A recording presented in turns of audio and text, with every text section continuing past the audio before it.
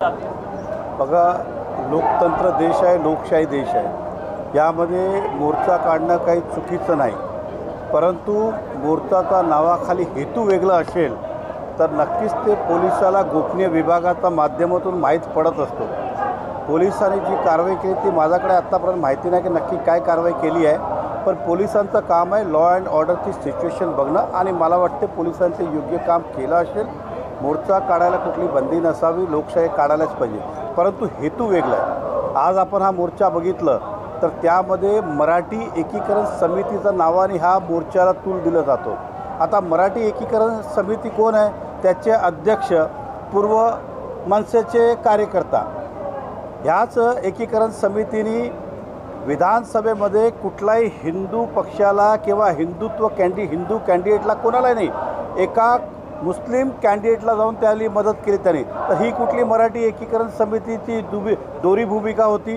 म्हणजे थोडक्यात हा मोर्चाचा मागे काँग्रेस आणि उभाटा पण ह्या सोबत आहे। आज आपण बघा त्यामध्ये सगळे ते पॉलिटिकल तेच चालवत आहे, म्हणून हा भविष्यात अशा प्रकारचा होता कामा नये जिकडे लॉ अँड ऑर्डरची सिच्युएशन निर्माण होऊ शकते, असं माझं तरी मत आहे।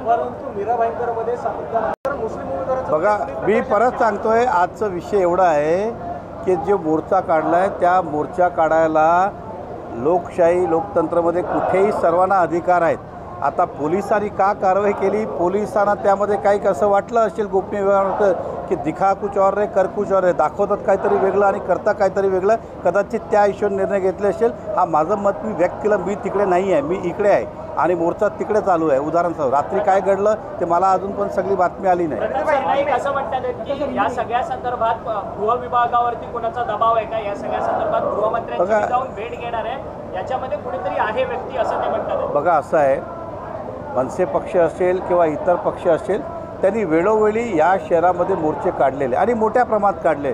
त्यावेळी कधी कोणी रोखलं गेलेलं नाही, कोणाला धरपकड केली गेलेली नाही, पण एखादा ज्यावेळी लॉ अँड ऑर्डर सिच्युएशन निर्माण, आता उदाहरण सांगतो, हेच काय उलटं सुलटं घडलं, परत तुम्ही त्याच गृह विभागाला प्रश्न विचारणार की हे घडलं, ह्याला जबाबदार कोण? म्हणजे कारवाई पण करायची नाही आणि मग झालं तर काय करायचं नाही, असं होऊ शकत नाही। पोलीस सक्षम आहेत, त्यांना जर योग्य वाटलं असेल, त्यांना कोणी दबाव आणला नाही, पोलिसांचं डे टू डे रुटीन काम आहे, ते काम ते कदाचित करतात असं माझं मत आहे। धन्यवाद।